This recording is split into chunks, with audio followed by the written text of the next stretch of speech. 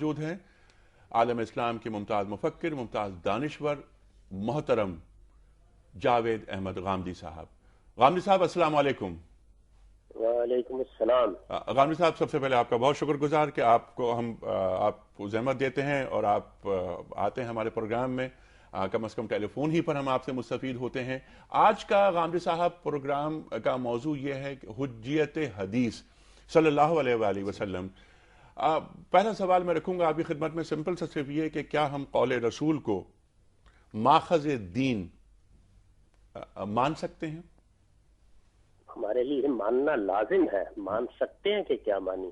ठीक नहीं, बाज़ अफराद रसूल ही दीन की हुज्जत है। ठीक, जब रिसालत में आप सल्लल्लाहु अलैहि वसल्लम दीन के मामले में कोई बात कह देंगे ठीक, तो हर मुसलमान का काम है कि उसके सामने सरे तस्लीम खम कर दे। ठीक, उससे अदना इनहराफ भी उसको दीन से खारिज कर देता है। ठीक है। कुरान मजीद तो ये बता रहा है कि रिसालत में आप सल्लल्लाहु अलैहि वसल्लम के किसी फैसले से अगर आप दिल में भी तंगी महसूस करके इनहराफ करते हैं तो ये चीज भी काबिल गिरफ्त हो जाएगी। और अल्लाह ताला ने फरमाया है कि आदमी उसके बाद अपने आप को मोमिन नहीं समझ सकता। ठीक है। अच्छा, कैसे हो सकता है कि खुदा के पैगंबर की तरफ किसी बात की निस्बत हो, हम मुतमईन हो जाएं कि वो आप ही की बात है और फिर उससे अदना इनहराफ का सोचें भी। ठीक है।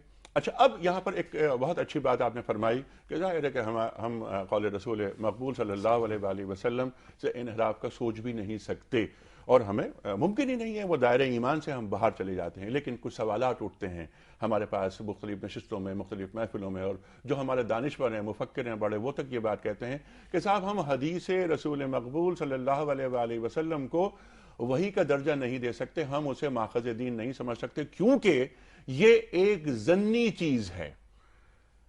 और देखिए, जन्नी चीज होने का मतलब सिर्फ ये है कि जब कोई रिवायत रिसालत मआब सल्लल्लाहु अलैहि वसल्लम से मुख्तलिफ रावियों के जरिए से होती हुई हम तक पहुंचती है, जैसे कि आम तौर पर रिवायात पहुंची हैं, तो हम यकीन के साथ ये नहीं कह सकते कि ये बैन ही वही बात है जो रिसालत मआब सल्लल्लाहु अलैहि वसल्लम ने फरमाई है। हमें गुमाने गालिब होता है, और ये गुमाने गालिब का मतलब कोई अटकल पच्चू होना नहीं है। ये असल में यकीन के बाद दूसरा दर्जा है। इसका मतलब ये है कि इल्मी लिहाज से हम मुतमईन हो गए हैं कि ये बात हुजूर की हो सकती है। ठीक है। लेकिन ये बात इस यकीन के साथ नहीं कही जा सकती जिस यकीन के साथ मिसाल के तौर पर हम कुरान मजीद के बारे में ये कहते हैं। यकीनन दुनिया में जितनी चीजें भी हम मानते हैं वो ज़न्ने गालिबी की बुनियाद पर बेशतर मान रहे होते हैं। बिल्कुल ठीक है। और हर गुमान गलत नहीं होता। ये जो गुमान हमें हदीस के बारे में हासिल होता है, ये गुमान तो असल में बड़ी तहकीक के बाद हासिल होता है। जी बिल्कुल, मैं हदीस के ताल्लुक से बात कर रहा हूँ। हम रावियों की तहकीक करते हैं, हम रिवायत के मतन की तहकीक करते हैं, उसके बाद एक गुमान गालिब हासिल होता है कि ये बात बहुत ज्यादा इम्कान है कि हमारे पैगंबरी की फरमाई हुई है। तो ये चीज है जिसको मुहद्दिसीन भी बयान करते हैं, और यही वजह है कि जब हदीस सुनाई जाती है तो आखिर में ये कहा जाता है कि औ कमा काला, जैसे कि हुजूर ने फरमाया। तो ये इसी वजह से एहतियात के साथ ये जुमला बोला जाता है। ये असल में सिर्फ कुरान के मुकाबले में गोया हदीस की इस हैसियत को बयान किया जाता है। इसके हरगिज ये माने नहीं है कि ये महज एक शुबे की चीज है या गुमान की चीज है। इल्मी इस्तिलाह है जन्नी होना उसका, यानी यकीन के दर्जे को नहीं पहुंची कि हम पूरी तरह ये कह सकें कि ये बैन ही वही बात है जो हुजूर ने फरमाई। ठीक है, लेकिन हम हदीस से रसूल मकबूल सल्लल्लाहु अलैहि वसल्लम को हुज्जत मानते हैं।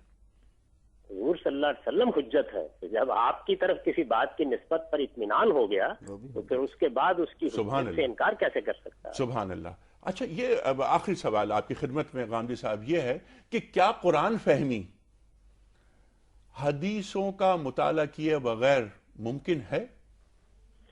ना हदीस फहमी इसके बगैर मुमकिन है, और ना कुरान मजीद के बहुत से इजमाली पहलुओं को इसके बगैर खोला जा सकता है।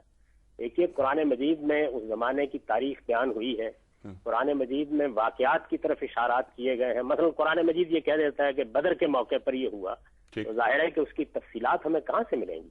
वो हदीसों ही से मिलती हैं। रिसालत मआब सल्लल्लाहु अलैहि वसल्लम के जमाने का तारीखी रिकॉर्ड यही है। तो दोनों चीजें लाज़िम व मलज़ूम है। हदीस को कुरान की रोशनी में समझना चाहिए और कुरान मजीद को पढ़ते समझते हुए हदीस के पूरे ज़ख़ीरे पर नजर होनी चाहिए, ताकि हमें ये मालूम हो कि हुजूर सल्लल्लाहु अलैहि वसल्लम के जमाने में اس آیت کو کس طرح سمجھا گیا یا جو مدعا زیر بحث ہے اس کے بارے میں کیا روایت قائم ہوئی. جو آدمی اس کو نظر انداز کرتا ہے وہ اصل میں علم کی روایت کو نظر انداز کرتا ہے. ٹھیک، بالکل. قانونی صاحب آپ کا بہت شکریہ. جو پورا اس میں جو گفتگو کا